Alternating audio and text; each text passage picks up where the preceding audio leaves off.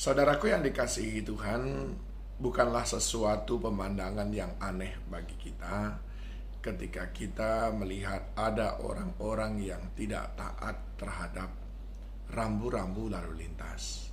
Bahkan kita mungkin salah seorang dari antaranya. Kita juga tidak merasa aneh kalau ada orang yang tidak taat dengan membuang sampah yang tidak sembarangan.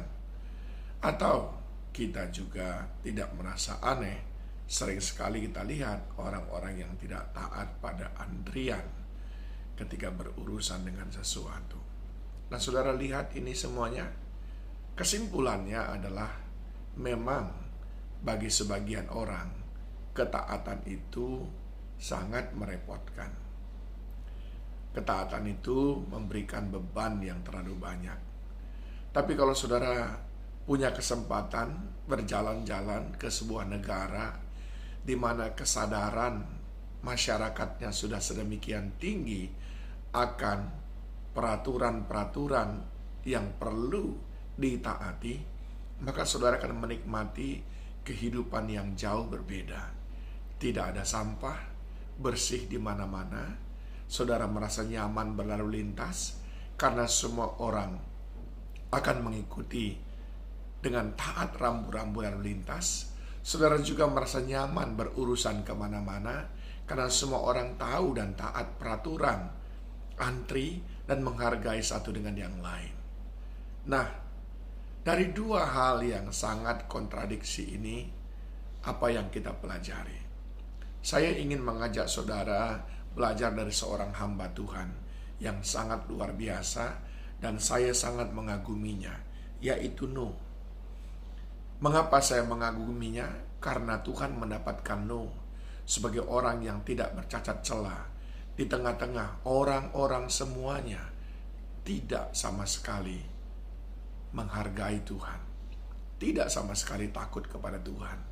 Tapi disitulah Nuh menunjukkan kualitasnya. Dia bersama dengan istri, anak, dan menantu didapati sebagai keluarga yang taat kepada Tuhan. Dan itu sebabnya Allah merancangkan keselamatan bagi mereka. Kejadian pasal yang ke-6 berisi tentang apa yang diperintahkan Tuhan terhadap Nuh, supaya Nuh dapat diselamatkan oleh Tuhan. Jadi ada rencana Allah untuk menyelamatkan Nuh, tapi ada bagian Nuh untuk bisa dia mendapatkan keselamatan itu yang harus terlebih dahulu dia lakukan, yaitu ketaatan atas rencana Allah. Nah, puji Tuhan, ayat 22 dari Kejadian 6 mengatakan bahwa lalu Nuh melakukan semuanya itu tepat seperti yang diperintahkan Allah kepadanya. Demikianlah dilakukannya. Lalu Nuh melakukan semuanya itu tepat seperti yang diperintahkan Allah kepadanya. Demikianlah ia melakukannya. Ini menunjukkan kualitas Nuh sebagai orang yang taat kepada Tuhan. Apakah mudah? Saya mengatakan tidak. Karena begitu banyak hal yang harus Nuh lakukan untuk dia dan keluarganya diselamatkan. Saudara garis bawahi itu dengan baik. Ada begitu banyak hal yang harus kita lakukan untuk kita bersama dengan keluarga kita mendapatkan keselamatan dari Tuhan. Orang sering terjebak bahwa keselamatan itu pemberian Allah. Betul adanya.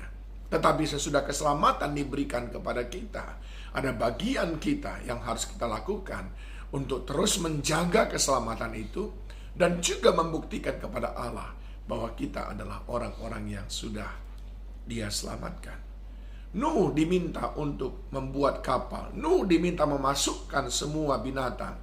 Nuh diminta mengikuti aturan-aturan. Tetapi Alkitab berkata, Nuh melakukan dengan taat, tepat seperti yang Tuhan katakan.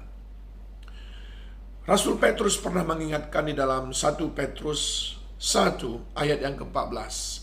Hiduplah sebagai anak-anak yang taat dan janganlah turuti hawa nafsu yang menguasai kamu pada waktu kebodohan kamu. Kita sering enggan untuk taat karena kita merasa ketaatan itu sangat merepotkan. Kita sering enggan untuk taat karena kita merasa ketaatan itu seperti sebuah kebodohan.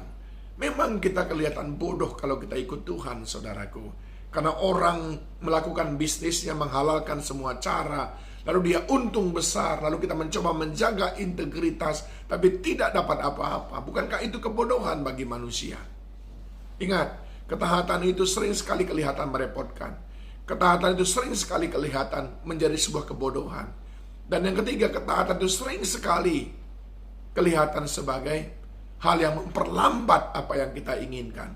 Maunya diterobos saja, nggak usah ikut taat. Seperti sopir-sopir bus yang sering jalan dari Brastagi ke Medan, diterobos saja. Tapi benarkah demikian? Jawabnya tidak. Ketaatan adalah hal yang Tuhan kehendaki. Selama kita menjaga ketaatan kita, selama itu pula kita tidak kehilangan apa-apa. Walaupun orang berkata mungkin kelihatan bodoh, kelihatan merepotkan atau memperlambat, tidak. Nuh akhirnya adalah satu-satunya keluarga yang diselamatkan oleh Tuhan oleh karena ketaatannya. Daud meraih kemenangan demi kemenangan oleh karena ketaatannya. Musa dan Yosua meraih kemenangan demi kemenangan dan membawa bangsa itu sampai ke tanah Kanaan oleh karena ketaatan.